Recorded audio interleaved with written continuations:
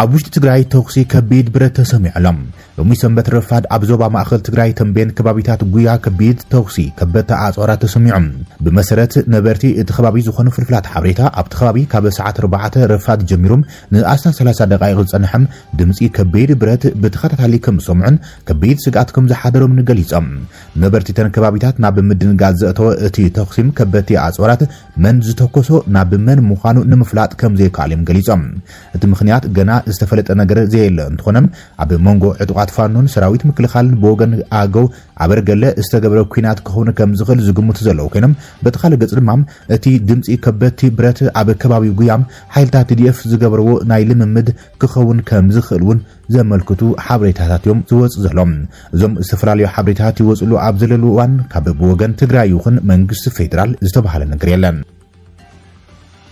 زيتلمدن تكن فنجران اساتو غمرا اب ارتعالي اغاطيملم اب كل عفار ارتعالي زيتلمد فنجرا اساتو غمرا ترايم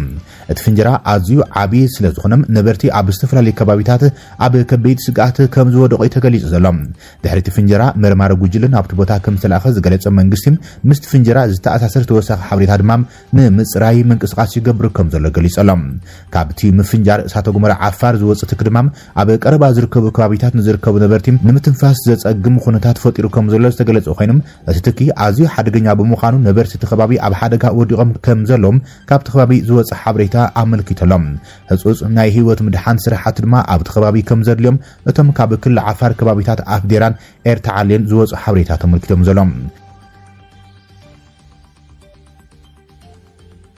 አዘዝ ሰራዊት ምዕራብ ትግራይ ክንመርሰኩም ኢና ብምባል ነተመዛበልቲ ቃል አተም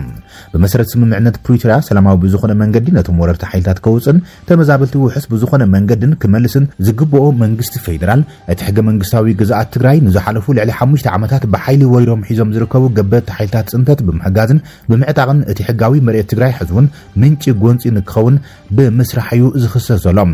ትግራይ ንዝሓለፉ ልዕሊ 3 ዓመታት እቲ ኣብ ትሕቲ ወረርቲ ሓይልታት ኣምሓራ ዝርከቡ ግዛኣት ትግራይ بمسرت وعلي برويترا بسلام حراك وطن اب وشت تግራይ ዝርከቡ ተመዛበልትን ሱዳን ዝርከቡ ስደተኛትን ትግራይ ናብ መረበቶም ውሕስ ብዙኾነ መንገዲ ከመለሱም ጻውዒታት እናቅረበት ያመጽያም እንትኾነ ግና መንግስት ፌደራልውን እቲ ዘከራኽር ዘይብሉን በመሰረትቲ ዝግዘአሉ ሕገ መንግስቲ ዞባ ምዕራብ ትግራይ ዝበሃል ወልቃይት ጸገዴ ሕሙራም ክሳብ ሕዚ ከመለሶ ምጽናሕ ጥራሕ ዘይኮነም ፖለቲካዊ መቃመሩ ገይሮም ቀጻሊ ወተሃደራዊ ዞባ ገይሮ ሕጁን ነተወሳኺ ግጭታት ህዝብታት ትግራይን ኣምሓራን ንምግባር እቲ ላዕላዊ ግዛኣት ትግራይ ናይ ኣምሓራ ምዃኑን ብምሕዳር ትግራይ ከም ዘይመለስን ላዕለወት ኣዘዝቲ ሰራዊት ምክልኻሉ ብግልጺ ይገልጾም ዘሎም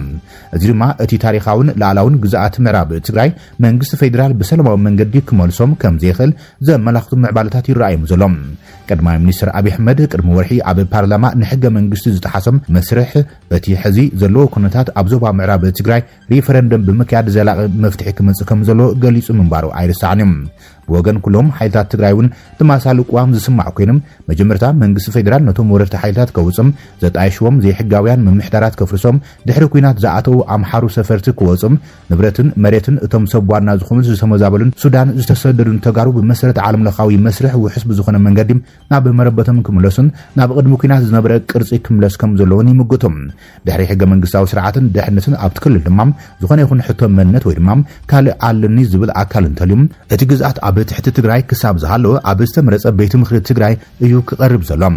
ልዕሊ ናይ ትግራይ ቤት ምኽሪ ዓቕሚ እንተኮይን ድማ እቲ ጉዳይ ናብ ባይቶ ፌደሬሽን ፌደራል ይቐርብ ይኹን እምበር እቲ ሕዚ ዘሎ ኩነታት ግን ካብኡ ብተጸራሪ መንገዲ እዮም በዚ ድማ ብወገን ትግራይ ተስፋ ናይ ምቁራጽ ኩነታት ዝረኣይ ዘሎ ኮይኖም ኣዘዝቲ ሰራዊት ትግራይ ድማ ግዛኣቶም ንምምላስ ተዳልዮም ከም ዘሎም ይገልጸሎም ስዒሉ ዝሞት ህዝቢ የለን ዝበርስ ህዝቢ የለን ኣብ ዓለም ሁሉ ይተራየ ንሶም ግን ክንበርስ እንዲዮም ዝደሊና ኣይንበርስን ግን ምዕራብ ትግራይ ክነምጽእና ከም ኢልካም ንባር ይካል ወሓትን ግዝያዊ ምምሕዳር ትግራይን መንግስቲ ፌደራል ኣብ ክንዲ በመሰረት ዝኣተው ውዕሊ ዝፍጽም ነቶም ገበት ሓይልታት ብምዕጣቕ ግጭት ከበግስ ዝኽእል ምንቅስቃስ ብምግባር ዝኸስዎ ዘሎም ወሓት ጉዳይ ተመዛበልትን ግዛኣታዊ ሓድነትን ትግራይ ምስ ጉጅላዊ ፖለቲካዊ ኩነታቱ ብምጥባቕ እቲ መስርሕ ብምዕንቃፍ ብወገን መንግስቲ ፌደራል ይኽሰስ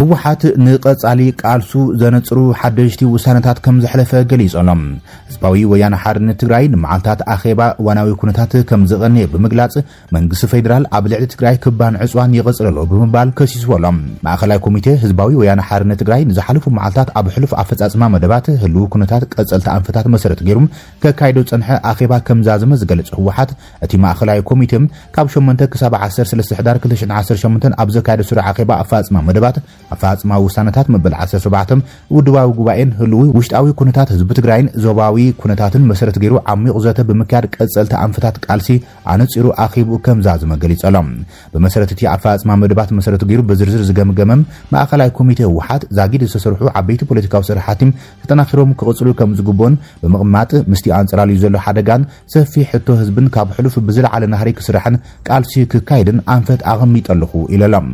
ኣፈጻጽማ ውሳነታት መበል 17 ጉባኤ ህወሓት መሰረት ገይሩ ኣብ ዘካየዶ ገምጋም ድማ ድሕሪ ጉባኤ ውድብ ህወሓት ኣጋጢሞ ካብ ዝነበረ ናይ ምፍራስ ሓደጋ ውፅኡ ኣብ ዝሓሸ ቁመናን ውድባዊ ሓድነትን ከም ዝርከብ ብምድምዳም በቲ ብሄራዊ ክሕደት ዝፈጸመ ጉጅለው ኮነ ተባሂሎም ክበታተን ተገይሩ ዝነበረ ዓቕምታት መኸተም ኣብ ምትእኻብን ግዝያዊ ምምሕዳር ክመዓረር ንምግባር ህዝብና ብምትሕባር ዝተኻየደ ቃልስን ውፅኢታዊ ከም ዝነበረ ገምጊመለኹ ኢሎም ኣብ ህልው ኩነታት ኣብ ማእኸላት መዕቆብን ምስ ህዝብን ዘለው ዝተመዛበሉን ዝተሰደዱን ወገናት ብዕምቆት ዝገምገመ ማእኸላይ ኮሚቴ ህወሓት ወገናትና ዘለዎ ኩነታት ኣዝዩ ዘተሓሳስብ ብምዃኑ መንግስቲ ኢትዮጵያ ብመሰረት ስምምዕነት ፕሪቶሪያ ውሕስኖም ብዝተሓለወን እግሪ ብዝተኽልሉን መልክዑ ናብ መረበቶም ክምለሶም ግቡእ ክዋጻዩ ጻውዒት ተቕሪቡ ዘሎም መንግስቲ ኢትዮጵያ ኣብ ክንዲ ብመሰረት ስምምዕነት ምስ ህወሓትን ግዝያዊ ምምሕዳርን ትግራይን ተዋሪዱ ግቡእ ዝፍጽም ሞትን ስቃይን ህዝብና ዘናውሕ ሸፈጥ ጠጠው ከብል ምዕራብ ትግራይ ብሓይሊ ወይሮም ዝሓዙ ዕጡቃትን ሰፈርትን ካብ ሕገ መንግስታዊ ላዕላዊ መሬት ትግራይ ክወጽእ ብምግባር እቲ ብሄራዊ መንነቱ ክቕይር ዝግደር ዘሎ ህዝቢም ሓራ ክወፅን ዝተመዛበልን ዝተሰደደን ህዝቢም ናብ መረበቱ ክምለስን ግቡእ ክዋጻእ ይግባእ ኢሎም ንህልዊ ውሽጣዊ ኩነታት መሰረት ገይሮም ሰፊሕ ምይይጥ ኣካይደለኹ ዝበለ ህወሓትም ኣብ ሰናይ ምምሕዳር ምሕደራ መሬት መዓድንን ኣብ ወሃባ ኣገልግሎት ፍትሒ ዘሎ ሰፊሕ ጸገም ንምፍታሕ ምስ ግዝያዊ ምምሕዳር ብምውዳድ ብዛዕለ ትኹረት ክስርሓሉም ከም ዝግባእ ገምጊመለኹ ኢሎም ብፍላይ ድማ ኣዝዩ ኣጸጋሚ ኮይኑ ዘሎ ዝበሎ ግዕዚናን ብልሹ ኣሰራርሓን ኣብ ትግራይ ኣመልኪቱም ብስፍሓት ገምጊመለኹ ዝበለ ህወሓት ሕብረተሰብ ዘሳተፈ ቃልሲ ክግበር ድማ ኣንፈት ከም ዝቐመጠ ገሊጾሎም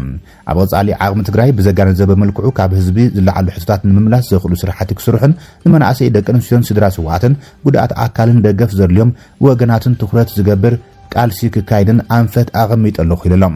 ኣብ ናይ ሕወት ስራሕቲ መሰረት ብምግባር ድማ ምህርቲ ሕርሻ እዚ ዓመት ብኣግባቡ ክእከብ ናይ መስኖ ስራሕቲ ቀልጢፉ ክጅመር ከም ዘለዎን ብምርዳእ ኣብ ከተማታት ንመናእሰይ ዕድል ስራሕ ክመቻቾን ስርዓት ንግዲ መልክዕ ክሕዝን ከም ድማ ንዝርአ ዘሎ ጸገም ጸጥታ ህዝቢ በብኸባቢው ብውዳቦታትን ኣቢሎም ብስፍሓት ክሳተፍ ብምግባር ዝፍጾም ገበናት ምስ ኣካላት ጸጥታ ተዋይዶም ካብ ምንጮም ንምንቃጽ ርብርብ ከካይድ ኣንፈት ኣቐሚጠለኹ ኢሎም ህወሓት ዘተይሉ ካሊ ዛዕባ ድማ መንግስቲ ኢትዮጵያ ንስምምዕነት ፕሪቶሪያ ብምጥሓስ ኣብ ልዕሊ ትግራይ ዝፍጽሞ ዘሎ ተግባር ኮይኖም መንግስቲ ኢትዮጵያ ነቲ ስምምዕነት ብምጥሓስ ዕጡቃት ብምውዳብን ብምዕጣቕን ኩናት ኣብ ምጽሕታር ሓሊፉ ድማ ክባር መስዋዕትነት ክንኸፍል ዝገብረም ደብዳብ ድሮን ዝለዓለ ፖለቲካዊ ውሳነ ዝተዋሃበሉ ምዃኑ ዘመላኽተ ከም ዝኾነ ዘቲናሉልና ኢሎም መንግስቲ ኢትዮጵያ ዝበኣሰ ጥፍኣት ዘስዕብ ካልእ ዙር ኩናት ካብ ምጽሕታር ክቁጠብ ጸዊዑሎ ህወሓት ካብዚ ብተወሳኺ ይብል ህወሓት መንግስቲ ኢትዮጵያ ኣብ ትግራይ ኣውጅዎ ዘሎም ዕጽዋን ክባን ከምኡን ትግራይ ማእኸል ህውከትን ዕግርግርን ንምግባር ዘካየደ ዘሎ ምንቅስቓስ ብዕምቆት ከም ዘተይሉ ብምግላጽ መንግስቲ ኢትዮጵያ ማህያ ሰራሕተኛት መንግስትን ነዳድን ከምኡን መሰረታዊ ሸቐጣት ብምኽልካል መጓዓዝያ ብምግሉላን ህዝቢ ትግራይ ኣጥሚኻ ንምስካን ከምኡን ተደፊኡ ናብ ናዕቢ ከኣቱ ንምግባር ንዝግበር ዘሎ ምንቅስቓስ ብምኹናን ጠጠው ክብል እዩ ኣተሓሳሲቡ ዘሎ ህወሓት ኣደራደርቲ ፓነል ሕብረት ኣፍሪካ ስምምዕነት ፕሪቶሪያ ክፍረም እወንታዊ እጃም ዝተዋጽኦ ሃገራት ዓለም ለኻውን ኣህጉራውን ትካላት ስምምዕነት ፕሪቶሪያ ካብ ዝኾነ እዋን ንላዕሊም ኣብ ሓደጋ ከም ዝወደቐ ብምግንዛብ ፓነል ሕብረት ኣፍሪካ ብቁልጡፍ ክጽዋዕ ዛጊድ ዘሎ ኣፈጻጽማት ስምምዕነት ንዝምዕብል ዘሎ ሓደጋ ኩናትን ክግምግም ጽዑንተ ክግበር ብምጽዋዕ ብወገን ውድብ ህወሓት ክካየድ ጸንሐ ጻዕሪም ተጠናኺሩ ክቕጽል ድማ ኣንፈት ኣቐሚጠለኹ ኢለሎ ህወሓት ኣብ ህልዊ ዞባዊ ምዕባለታት እውን ሰፊሕ ምይይጥ ከም ዘካየደ ብምግላጽ ማሕበረሰብ ዓለም ድማ ነቲ ኣብቲ ዞባ ኣድበንቢን ዘሎ ደበና ኩናት ኣብ ማዕዲኡ ክሪኦ ከም ዘይግባእን ሳዕቤን ድማ ኣብ ዞባ ዝውሰን ስለ ዘይኮነም ብኣግኡ ንምእላይ ግቡእ ጸቕጢ ክገብር እዩ ጻውዒት ተቕሪቡ ኣብ መወዳእታ ድማ ኣብ ህዝቢ ዝረኣዩ ዘለው ጸገማት ሕቶታት ህዝብን ደረጃ ተኣፋፍነቶም ተነጺሮም እቶም ቁልጡፍ ፍታሕ ዝጠልቡ ቀዳምነት ብምሃብ ክስራሕን ዓለዋትን ድሕነትን ህዝቢ ትግራይ ውሕስ ንምግባር ምስ ዓቕምታት መኸተ ትግራይ ብምውዳድ ክሰርሕን ኣንፈታት ብምቕማጥ ስሩዕ ዓኺቡ ከም ዛዘመዮም ህወሓት ሎሚ ድሕሪ ቀትሪ ኣብ ዝርግሑ መግለጺ ኣመልኪቱ ሰሎም ኣብ ሱዳን ጽምዶ ህዝብታት ትግራይን ኤርትራን ከም ዝተኻየደ ተገሊጸሎም ኣብ ሃገረ ሱዳን ርክብ ትግራይን ኤርትራን ሱዳን ንምጥንኻር ዝዓለመ መድረኽ ከም ዝተኻየደ ካብ ሱዳን ዝወፀ ዜና ኣመልኪቶም ኣብ ሃገረ ሱዳን ከተማ ወደል ሒሎ ዝሳልጥ ዘሎ መድረኽ ተጋሩ ኤርትራውያን ሱዳናውያን ብሓባር ዘተሓቋቐፈ እዩ ተባሂሎም ብማሕበር ተጋሩ ሱዳን ጨንፈር ወደል ሒሎ ዝተሰናደ ምድላው ነበርቲ ሱዳን ዝኾኑ ተጋሩን ኤርትራውያን ከምኡን ላዕሎት ኣመራርሓ መንግስቲ ሱዳን ተረኺቦም እዮም ተባሂሎም ብወገን ኤርትራ ዝቐረቡ ተሳታፊም ንሕና ኣሕዋትና ብሓደ ነፀላ ደቂስናም ኣብ ሓደ ተሰዊእና ብሓደ ተቐቢርና ኢና ዝመፀና ሓደጋ ድማ ብሓደ ደው ክንብል ይግባእ ኢሎም ይብል እቲ ዜና ደስ ይብልና እዩ ኣብ መንጎ ትግራይን ኤርትራን ተጀሚሩ ዘሎ ርክብ ንድግፎ ኢና ኣብዚ ዘለና ርክብና ዝያዳ ክንማዕብሎ ድማ ክንሰርሕ ኣለና ኢሎም ይብል እቲ ዜና ኣብዚ መድረኽ መልእኽቲ ዘሕልፉ ላዕለዎት ኣመራርሓ መንግስቲ ሱዳን ንርክብ ክልቲኦም ህዝብታት ዘለዎም ድጋፍ ድማ ገሊፆም ኣለዉ ይብል እቲ ዜና ዋና መሓዳሪ ወደል ሒለው ዓብደል ናስር ሰፌድን ናትኩም ሰላም ናትና ሰላም እዩ ንሕና ኣይንፍለየኩምን ኢና ሓደ ቋንቋ ሓደ መልክዕ ዘለኩም ካብ ህዝብን መምሕዳርን ኣብ ጎንኩም ኣለና ርክብና ዝበለጸ ክኸውን እዮም ዝብል መልእኽቲ ኣሕሊፎም ይብል እቲ ዜና ኣቦ መንበር ማሕበር ተጋሩ ሱዳን ጨንፈር ወደል ሒለው ገብረትንሳኤ ገብረ ክርስቶስ ብወገኖም ርክባት ትግራይን ኤርትራን ካብ መፈለምትኡ ከም ዝድግፍዎ ኣዘኻኺሮም ከም ነበርቲ ከተማ ወደል ሒለው እውን ሰላምና ዓቂብና ርክብና ክንድምቕ ኢና ይብል ካብ መዕቆቢ ስደተኛት ሓሸባ ዝረኸቡ ትግራዋይ ድማ ክልቲኡ ህዝቢ ንድሕነቱን ብሓባር ደው ክብል ፀዊዖም ህዝቢ ትግራይ እንትውቃዕ ስቑኢሉ ዝርኢ ኤርትራዊ ክህሉ የብሉን ህዝቢ ኤርትራ እንትውቃዕውን ኣይምልከተንን ዝብል ትግራዋይ ክህሉ የብሉን ዝብል መልእኽቲ ኣብቲ መድረኽ ቀሪቡ እዩ ተማሳሊ መድረኻት ኣብ ካልኦት ከተማታት ሱዳን እውን ንምስላጥ ቆፀሮ ተታሒዙሎ ይብል ጋዜጠኛ መድሃኒ ግደይ ካብ ማእኸል ማዓስከር ስደተኛ ተጋሩ ኣብ ሱዳን ከም ፀብፀቦም ኢትዮ ቴሌኮም ኣብ በጀት ዓመት 2024-25 ድሕሪ ግብሪ ዝረኸቦ ጽሩይ መኽሰብ ዝሓለፈ ዓመት እንትነጻጸር ብ700 ወሪዱ ናብ 5.8 ቢልዮን ብር ወሪዱ ተባሂሎም ቀንዲ ምኽንያት ናይቲ ብመንግስቲ ዝውነን ኩባንያ መኽሰቡ ምንቁልቃሉም መንግስቲ ኣብ ወር ሐምለ 2024 ብዘካይዶ ምትዕራይ ሸርፊ ወጻይ ዘሰዓቦ ከቢድ ጸቕጢ እዩ ይብል እቲ ዜና ብመሰረት ጸብጻብ ጋዜጣ ሪፖርተር እቲ ብኮርፖሬሽን ኣገልግሎት ኦዲት ዝተመርመረ ወግዓዊ ፋይናንሳዊ ጸብጻብ ቀንዲ ምኽንያት ሃንደበታዊ ምንቁልቃል መኽሰብ ኢትዮ ቴሌኮም ኪሳራ ሸርፊ ወጻይ ኢሉ እዚ ኪሳራ ምዝሓለፈ ዓመት ተማሳሊ እዋን ክነጻጸር እንከሎ ድማ ብ1825 ሚእታዊት ምንካይ ኣርኢ እዩ ኢሎም እቲ ጸብጻብ ሓደ ካብቲ ብመንግስቲ ብ29 ሐምለ 2024 ዝተዓወጀ ማክሮ ጽገናታት ዋጋ ሸርፊ ወጻይ ብዕዳጋ ዝውሰን ምግባር ነይሮም እዚ ለውጥ እዚ ኣብ ስርዓት ቋሚ ሸርፊ ወጻይ ኣብ ዕዳን ክፍሊታትን ናይቲ ትካል ርኡይ ኪሳራ ኣስዒቦሎ ኢሎም ብመንጽር ኣሃዛት ኣብ ወርሒ ሰነ 2024 3 ቢልዮን ብር ጥራሕ ዝነበረ ኪሳራ ሸርፊ ወጻይ ኣብ ወርሒ ሰነ 2025 ናብ ልዕሊ 42 ቢልዮን ብር ወሲኹ ኢሎም እዚ ኪሳራ ብቐንዱ እቲ ትካል ብናይ ወጻኢ ሸርፊ ዕድኡ ንምግልጋል ዘድልዮ መጠን ብር ብዓብዩ ብምውሳኹ ዘንጸባርቕ እዩ ተባሂሎም እቲ ዝገርም ኣብ በጀት ዓመት ጠቕላላ እቶት ኢትዮ ቴሌኮም ብ62 ሚእታዊት ወሰኸር እዮም ኣብ 2024 ካብ ዝነበረም 91 ቢልዮን ብር ናብ 2025 ኣቆጻጽራ ኣውሮፕላን ድማ ናብ 148 ቢልዮን ብር ይወሲኹም እቲ ትካል ቅድሚ ግብሪ 20 ቢልዮን ብር መኽሰብ ኣመዝጊቡ ነይሩ ይኹን እምበር እቲ ኣቐዲሙ ዝተጠቐሰም 42 ቢልዮን ብር ኪሳራ ሸርፊ ወጻይ ነዝኡቶት ብምሽፋን ጽሩይ መኽሰባም ብ70 ሚእታዊት ክጎድል ተገዲዶሎም እዚ ኪሳራ እዚ ድማ ድሕሪቲ ናይቲ ትካል ናይ ደገ ዕዳ እዩ ተመዝጊቡ ተባሂሎም ብመሰረት እቲ ጸብጻብ ኢትዮ ቴሌኮም ኣስታት 30 ቢልዮን ብር ዝግመት መብጽዓ ኖት ዘለዎ ኮይኖም ካብዚ ዝዓበየ ብጽሒት 21.5 ቢልዮን ብር ቻይናዊ ትካል ቴክኖሎጂም ህዋዌ ዝውንኖ ከም ዝኾነ እዚ ዕዳ እዚ ድማ ኣካል ናይቲ እቲ ትካል ንመስፋሕፍሒ ቀጻሊ ወለዶ መርበብ ቲኢፒ ዝወሰዶ ፋይናንስ እዩ ተባሂሎም እቲ ብስንኪ መእረምታ ባጤራ ዘሰዓቦ ኪሳራ እውን እቲ ኣብ ቀረባ እዋን ዝገለጾ መሸጣ ኣክስዮን ናይቲ ትካል ብቐጥታ ጽልዋ ኣሕዲሮሎ ተባሂሎም ካብ ጥቅምቲ 2024 ክሳብ ለካቲት 2025 ዓ.ም